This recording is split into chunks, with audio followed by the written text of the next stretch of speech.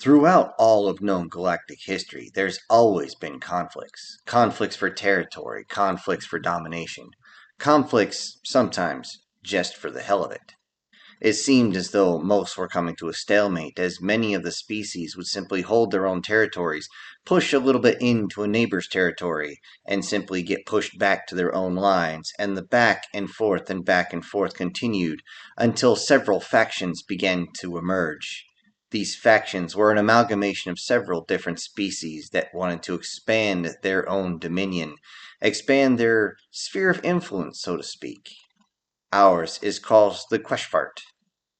We have been able to expand our territories and hold much of our own for many, many decades now.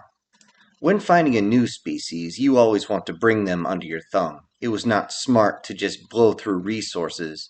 This meant that glassing or slagging or torching or exploding a planet was always a last resort. In some cases, it wasn't even a possibility, as the amount of energy needed to do such a thing was absolutely immense. Not to mention, why would you want to destroy something you wanted to acquire? It didn't make sense. Which meant that you need to force them to surrender. And you had to take that planet. Or satellite, moon, or whatever you want to call it. Usually, there was surrender based at the loss of their space fleet. This was enough to scare all those into submission.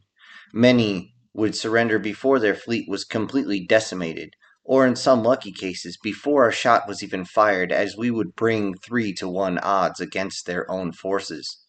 Though this was not difficult, as most beginning space fleets numbered in the ones or the tens, they didn't number in the hundreds as our combined fleet did. Our orbital strikes were used only if they did not surrender after loss of the fleet. This was enough to force others to surrender. However, this doesn't always work, as many subterranean species are difficult to kill with orbital strikes. Or any species that's underwater, as of course any energy weapon is going to dissipate and disappear the moment it strikes water. It's hard enough to get that much energy to pierce through the atmosphere and go several hundreds of kilometers down to actually strike. Even the most focused beams do not last very long when striking against the fluid surface. They simply break to pieces. Though again, orbital strikes are rarely used. If they don't have to be used, they will not. Why would you destroy or risk losing exactly what you're coming to get? It doesn't make sense, not in the slightest. Thankfully, for most of our time, again, it was easy to get those to surrender. If they didn't surrender at the size of our fleets, they surrendered at the loss of theirs. Once they lost their fleet, if they still didn't surrender, a few surgical strikes was enough to scare them. And if they were able to hide themselves deep into the planet, they would be waited out, simply. Their tunnels would be shot at, collapsed, or if they were inside water, we would simply send down forces to the surface. If they came out of the water, they would be instantly engaged, and that would be the end of it. Or, if necessary in one case, we simply heated up the water to the point where the inhabitants simply died, and then we simply took the planet. This only works if there is a small portion of water on the planet, limited to small rivers and lakes, things of that nature. But when you find a large body of water, it doesn't work that much. Again, power outputs are just not that strong. It doesn't matter. The amount of energy you would need would be comparable to several stars. That is when we came across a system that had a strange blue and green dot floating in the space. We wanted to see what was there, and when we got close, we realized this was going to be either extremely easy or extremely difficult. Massive oceans meant they were most likely aquatic, but then there was massive amounts of land, which meant there was possibly two separate species. This is more of a challenge, as you can get one to surrender easy and the other might be stubborn, which meant that you risk, again, the planet you're trying to take. But what was surprising is there was no fleet at all. We moved our fleet into position and showed ourselves, definitely showed ourselves, as we saw all their media simply showing our ships up in the ether. You could see some of our massive battleships, though you had to come in closer, but you could see them in the sky. This made most of them very nervous, which we wanted. We wanted to intimidate them into surrendering. We sent them the message. Along with that was, of course, a package to let them know what our language is so they could actually decipher the message. And the message was simple. You now belong to us. We are the Queshfart. You are now part of our empire. You will be used as labor. Surrender, or you will force us to destroy you all. We tried to intimidate this way, and it seemed to fail. We didn't get a response, except for a few which were strange words about mating one's maternal parent, or licking on some sort of body part, or sucking a body part, or what is kissing? We don't know what that is, but apparently we needed to do that on a particularly nasty body part. We didn't understand this, but it was coming in several different languages. We believed there was only one dominant species, as that's all we saw on their primitive communications. So we decided to use a couple of our orbital strikes on their cities in order to scare them. This would usually petrify a population to see our massive strikes. However, we underestimated the size of their cities. When our strikes came down, they barely made a dent in the size of it. Many of their own buildings were so strong that even a direct hit would only destroy the building that was in sight of the beam. Anything next to it would remain standing. Though obviously damaged, it would still be there, defiant and strong. Wonderful. We warned them that if we came to an invasion, once we reached the ground, they would lose any type of citizen standing that they would have. Instead, they would be forced to be slave laborers. Some reason we got a response that said, bring something on top? What? We were still trying to comprehend their language, though we could figure out what the words were. The meanings seemed to be skewed and mixed. It's though they would say one word, but it was the way they were saying it would change what the meaning actually was. The hell is wrong with these hairless bipeds? The hell is wrong with them? The word to invade came down soon. Eventually, preparations were complete. This took several of the planet's rotations, as it was not expected that we would have to invade. Our transports had to have all their colonization equipment removed, and instead have everyone prepared for battle. This took a long time, along with moving the ships into position after figuring out exactly where we wanted to land. It was never a quick process. However, if we knew what would have awaited us, we would have never pulled anything out. Instead, we would have used all of our guns to burn the entire surface of this planet. But instead, we didn't want to lose such a jewel, as the amount of resources there to include a population of billions to add to our own forces was too nice of a prize to turn down. It is time to invade. And when we did, we truly saw the potential of what we were going to take down. At least, we tried. As our transport ships began to break through the atmosphere, some sort of ordnance came up from the ground. We couldn't figure out what was going on, but it wasn't just the ground. Ordnance came from out of the water. We couldn't figure out what was going on. We could not actually get our sensors to penetrate through the incredible density of the sodium chloride content that was in this water. We couldn't see that there was more vessels, more vehicles waiting for us. Not only that, we didn't know what type of munitions were striking. Some of them came up with some sort of propellant. Some of them, it seemed as though were just launched, dumbfire. We couldn't even lock on them. They were just screaming through the atmosphere and crashed into our transports. They began to fail. The engines started to take hits. The point defense systems couldn't focus on that many at once and eventually started getting ripped apart.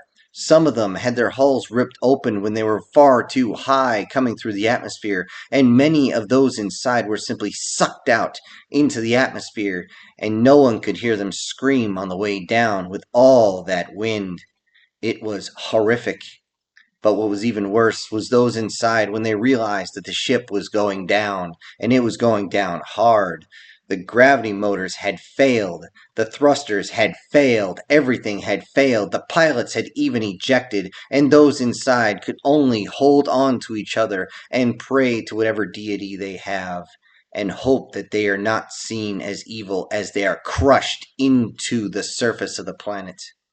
If they were particularly lucky, the pilots wouldn't eject and try to save the transport on the way down, but very, very few actually made it to the ground without crashing hard, killing almost everyone inside. In most cases, the pilots were able to skid across the surface, ripping everything on the bottom of the ship off. Those inside watched as the bottom hull of the ship gave way, and there was nothing as they were strapped into their chairs. Suddenly, their rags were getting ripped off. Screaming in pain, they watched as their lower half of their legs began to disappear as the force of all the foliage, all the ground was ripping closer and closer. Then the top of their legs would be ripped off. Screeching in pain and fear, they would watch as their lower torso began to go. Legs, torso, entrails were left all over the place. In most cases, there was nothing left of the compartments. Only the very top levels of the ship remained. It was horrific. Seeing this, we tried desperately to target all the vehicles, vessels, and aircraft with our orbital weapons, but trying to target them was difficult as they kept moving, they kept turning. The aircraft would constantly change their pitch. It's though they knew they were being targeted. Those on the oceans were even harder to hit. Even large vessels were difficult as the movement of the waves would just move them just enough that even the shots fired would be several dozen meters off target by the time the beams even struck the planet. Even though moving at an extreme rate, they're still particle beams. They're not light beams. They do not move at light speed. Light beams wouldn't do anything going through that atmosphere anyway. The vehicles were surprisingly difficult, and there were so many of them. So many of them everywhere. We didn't know which ones to target. We simply started firing swaths across this strange area they seemed to be driving across, this strange gray rock that they had to drive on. But suddenly they would just turn their vehicles and go around the area. It seems as though they didn't want to stop. They just kept coming. The volleys from the aircraft and from the ground would strike into the transports, and they would tumble through the air. Many times it would strike only on one side of the transport, forcing many of the engines on that side to fail, and the transport would start spinning uncontrollably, spinning to the point where even the pilots could not reach the ejection. They couldn't get out, and they would spiral in, leaving a smoke trail as other transports would watch this happen, fearful that they were next. In some cases, they would even eject at the very first strike, believing they were next to fall, leaving those inside the transports to simply crash in. This was seen as a coward's move, but many of them were so afraid they did not care. In an attempt to at least stop their aircraft, we noticed that they came out of these strange strips that they seemed to use to propel themselves up. Maybe they were using something with the atmosphere to bring themselves up, but if we severed these, maybe they wouldn't be able to leave the ground again. So we used our orbital weapons again to fire on them, cutting these strange strips of land in half. It seemed to not stop them from landing. However, for some reason, many of them couldn't take off again. We all took a collective sigh of relief on this. However, then we saw something we didn't expect. Many of the aircraft did not need these strips to take off or land. Instead, they were VTOLs. They would vertically take off and land, and we tried to fire where they were going to land, trying to stop them, but they would just land anywhere. Some of them would just simply disappear into the foliage once they landed. It was odd. We couldn't figure out what was going on. But since they didn't need the landing pads, they didn't need the landing strips, they didn't need any of this, how in the hell are we going to target them? The transports were still getting tore up on the way down, and there's nothing we can do to help them. The transports that were able to make it to the ground tried desperately to get all the equipment and personnel out. However, they all caught resistance. Sometimes it was something as simple as a kinetic round firing in, taking out one of the soldiers one by one. We tried to figure out where this thing was that was firing at everybody, but every time we started to raise one of our sensors, suddenly a kinetic piece of metal would come in and strike the one holding the sensor. In some cases, they even just fired and hit the sensor, making it completely unusable. Many of those who hit the ground tried to use their multiple legs, depending on the species, to run out to try and dodge this. But as soon as they stopped and looked around, another piece of hot metal would pierce through their carapace, and they would simply sit there and scream as their insides had burst out their backs. It was terrible. But they were the lucky ones. If a transport landed anywhere near a populated area, it seemed as though entire legions would show up with all sorts of personnel, all sorts of equipment, laying all sorts of kinetic death in their direction. Many vehicles seemed to have at least one main weapon that began to fire once it was in range, and it seemed to never run out of ammo. They continued to fire over and over again, and with unbelievable precision, landing directly where they needed to, landing the exact right type of ordnance, armor piercing into the sides of the hulls, high explosive to take out the vehicles, and some sort of round that sprayed the entire area with kinetic projectiles, shredding through all the personnel that were outside the vehicles. It was absolutely insane. We tried desperately to target all the electromagnetic signals, trying any way to lock on to where the commands were coming from, but there were so many. So many coming out, we couldn't lock onto a single one. As we started to trace one, it seemed like another signal went over it, coming from another direction. It went back and forth to one or two. Then the same signal would go from the first one to a third one, then back and forth again. We thought we might be able to lock onto one, then would go from the third one to a fourth one, then back to a second one. It's though we couldn't figure out at all what the hell was going on. We could not isolate them, and we would randomly fire shots where we thought they might be. And usually nothing would happen except a drain on our engines. In desperation, we fired on the limited satellites they had. We thought maybe we could take them and use them to understand their technology, but we realized that they were using these satellites to organize themselves. But this only seemed to slow them down temporarily. The videos we received from the ground were absolutely horrific. It was so much that many of the crew that had watched them would lose control of their bodily functions and empty their entire stomach contents onto the bulkheads, as they could not understand how these small, hairless bipedal mammals could do something so crazy. They would climb onto equipment with astonishing speed, reach in, drop an explosive in, or simply bring their weapons up to fire into each of these holes, these turrets, anything they could. They would expose themselves just to have a chance to strike. But it seemed as though no matter what you struck them with, they would simply bounce back up. Many of their weapons that they fired, we realized, were too small in caliber to kill with one hit. This allowed much of our ground forces to realize they could simply power through and take down the humans. Then suddenly the humans changed tactics.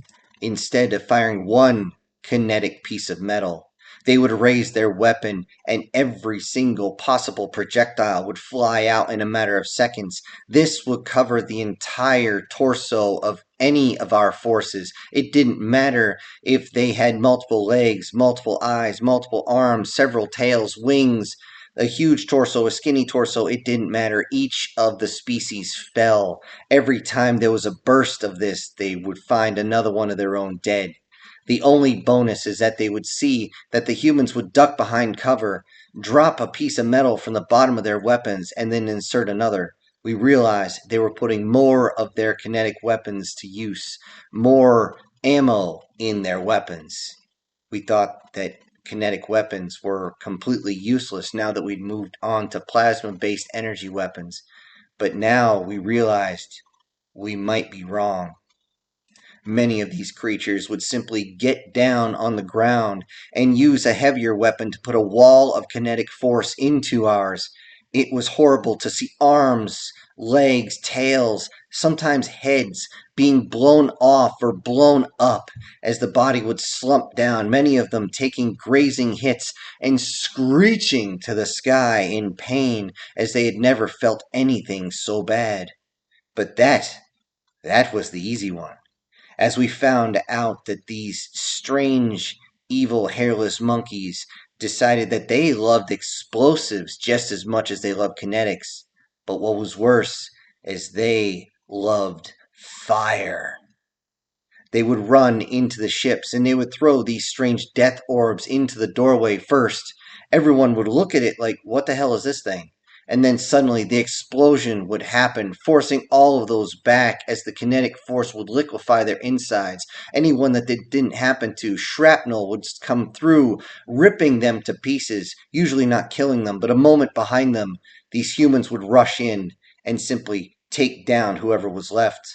We tried to remote control some of the transports to get them going, but as soon as the engine started up, it seems the humans understood, and they simply ran out, and the larger caliber weapons began to fire into the transport itself to shut it down. This was absolutely crazy. We thought maybe we could recover a few of the transports. But as each of them would explode or burn as they would take strange devices, seems as though they were glass filled with some sort of liquid, light them on fire, and then simply throw them in and set many of our people ablaze. This happened a lot inside their cities that we were trying to take. But it was just absolute horror. We found out not only do they love kinetics and love explosives and desperately love fire, they would hunt in packs, and as each time they won, taking down the last of ours or taking down one of our vehicles, they would cheer and laugh, letting out these horrible sounds and these odd chants, screaming how the top of a building was on fire and how it needs to burn, how they loved it, how they loved the smell of dead Xenos in the morning. What the hell does that mean? We knew something had to be done, but we were running out of transports, and we're running out of personnel to throw down. The odd part was that some areas of this planet fell very easy, as many of these strange hairless bipeds would simply throw sticks or come at you with rock clubs or something of that nature. We saw other species, of course, but most of them simply ran away. Very large animals that seemed to be good eating, but we didn't have time to hunt them down. Though it would have been a good idea, as in some cases, as we began to reach out and patrol the area, large felines, large canines, or sometimes even some sort of strange long-nosed mammals would just come out of nowhere and start crushing into our forces or pouncing on them, ripping into them, particularly going for the throat and ripping them out, sometimes crushing them instantly, other times scratching them to pieces. It was horrific what we saw. We tried to hide in holes sometimes, and a strange lizard would jump, bite into one of our forces. They would jump out trying to figure out what was going on and barely get 3 steps before they would drop. What type of hell world was this? Even if we could survive all that, it wasn't long before another group of these, what do they call them again? Humans would show up, and they would bring lots of kinetic weapons and lots of their packmates. They would never fight alone, and they would come through, and it was astounding to watch them move from target to target so fast, dropping one of ours after another, sometimes just running in, firing their weapons, seemingly able to hit while moving so quickly. We couldn't understand this, as we had to actually stop to fire ours. How in the hell did they see us coming from different directions either? They had binocular vision. How could they figure out the distance? How could they figure out where every single direction was? Couldn't they only see in front of them? Whenever ours came up from the side, it didn't stop them. They would simply turn instantly and fire. They continued to fight while bleeding, or they would lose a limb and keep going. Some of them would stop just long enough to tie something around their limb and then pick up their weapon and keep coming. What the hell were these? And this is if they got close. If their vehicles got within range, they would bring all sorts of hellfire down on us. They would begin to fire instantly, and again with amazing precision. So we tried to stay away from any of their ships as they would continue to fire, seemingly never running out of ammunition. And that we would try to keep their vehicles at bay, ripping ourselves away from our landing zones and moving up into a more difficult terrain for their vehicles to handle. We were able to keep many of their aircraft away once we were on the ground with our guided munitions, but these were low in number, and thankfully it seemed as though the humans didn't realize this. But once we were out of range of their vehicles, they would come at us with guns. And when they didn't have any more of their projectile weapons, they would use their knives, sticks, and even their bare hands. It was insanity to see them put a blade on the end of their kinetic weapon and come at us. And this is why many of our best soldiers died confused. How? What? Huh? During the battle, the ships in orbit had to spread out in an attempt to support those on the ground. We tried to encircle the planet, as usually bringing the fleet just to one side is enough to get the entire planet to surrender. Now we had them all spaced out. Two of our battleships were left without support. We believed these massive vessels were enough to deter the humans from trying anything. They would randomly fire shots down towards the surface in an attempt to take down as much of the human infrastructure as possible, mainly targeting anything that covers over a waterway in any way to slow them down, as we needed to get some sort of foothold on this planet, and if not, well, then this was an extreme loss of resources that we could not recover from.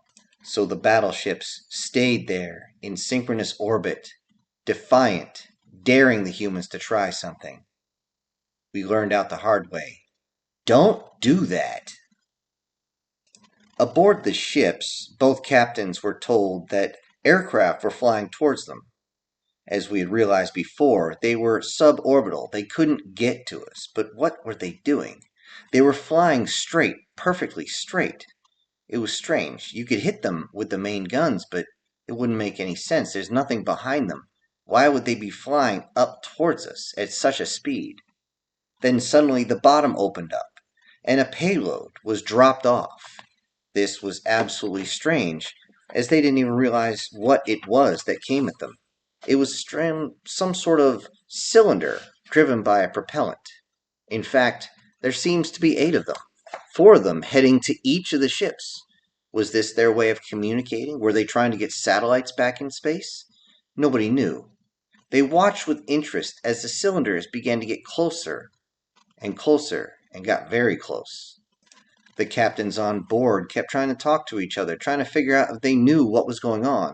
The sensors were unable to penetrate. There was some sort of metal in there that was blocking their sensors. Everybody was confused. This wasn't an active system. This was completely passive. It was odd. What the hell was this? Confused, they didn't want these things to get too much closer. However, they believed that even if there was an explosion, the little bit of force that was coming off of human explosions was definitely not to worry about. They believed their armored hull was able to take any the humans could manufacture and simply smile at them. At most, they would be bumped around their ship. So a few ended up putting their own restraints on, just in case. However, the captains were not impressed by anything the humans had used as far as explosives. They then gave the command to target these devices, which was difficult. The point defense systems couldn't lock on. These devices were cold. Their rocket engines that had taken them all the way into the outer atmosphere had simply fallen off. There was no heat corona to grab a hold of. So they tried to use another type of sensor, one they hadn't used in a long time, and only one of the ships was even equipped with it anymore. Yet it was so out of date that most of the folks on board couldn't operate it. As they figured it out, they sent the sensor data to the other ship, and the point defense systems began to fire, but they were incredibly inaccurate because of the lack of knowledge of the system. Fortunately for them, they still got a 50% hit rate, causing many of these rockets to simply go off course, as they would simply pop sideways. Most of the crew saw this and thought it was funny.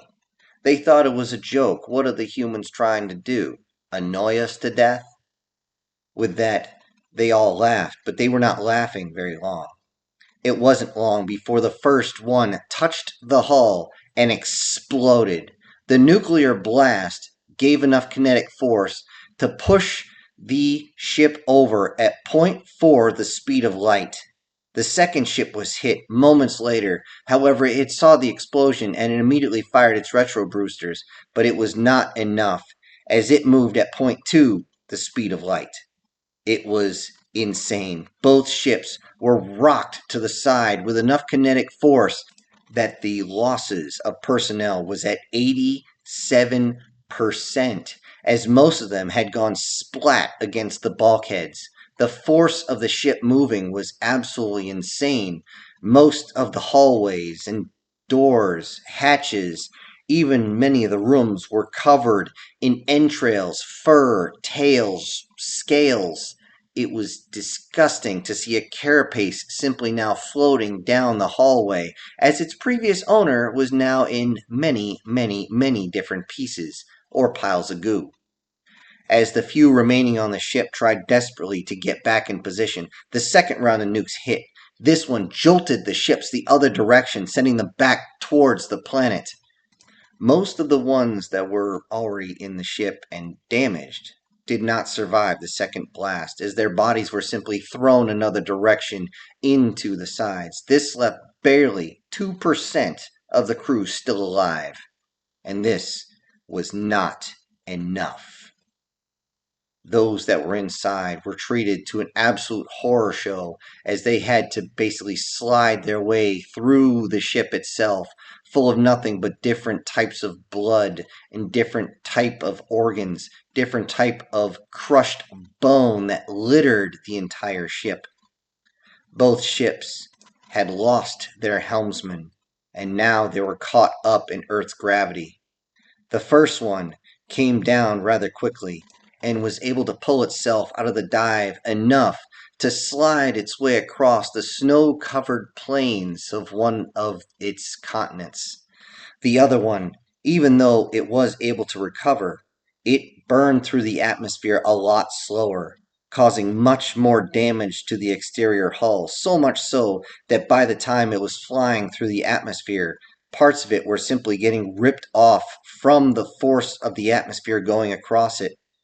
It too was able to right itself a little bit, as one of the few still left alive was able to pull the ship out of the dive, and it again skidded across the snow-covered plains of a strange peninsula-type area in the northern hemisphere.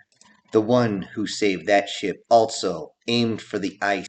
This was a standard tactic to try and save as much of the ship as possible to see if it can be salvaged. Anyone who's able to actually save a ship that plummets through is always hailed as a hero, as losing a large ship is considered disastrous, as it takes so long to build one. Due to the crash landing, the survivors were limited to 3 on one ship and 7 on the other. However, by the time rescue teams even got close, there was only 1 or 2 alive on either ship. Seeing their battleships now crashed onto the surface of a planet they are having so much trouble to take, realizing that almost all their transports, say about a half a dozen, were completely grounded or secured by the enemy. What were they going to do? They didn't have enough to take this planet. They didn't have enough firepower anymore to glass the planet. Half of their battleships were now on the surface. They didn't have the ability to target a queen. They couldn't do that. They couldn't find the vessels, the vehicles that were moving around so much, that were firing and taking down so many of their people. The surviving commanders of the Queshfart Alliance decided they only had one option. They decided to finally respond to the hails that were coming from the surface.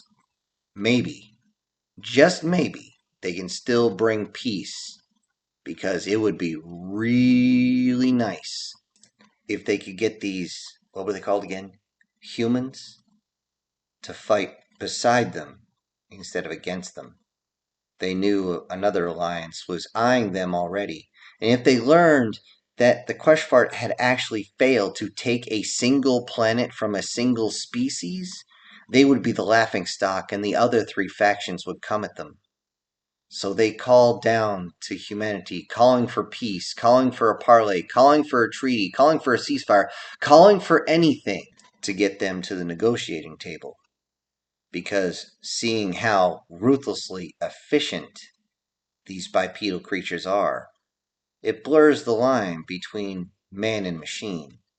And it would be much better to turn these war machines loose on their enemies.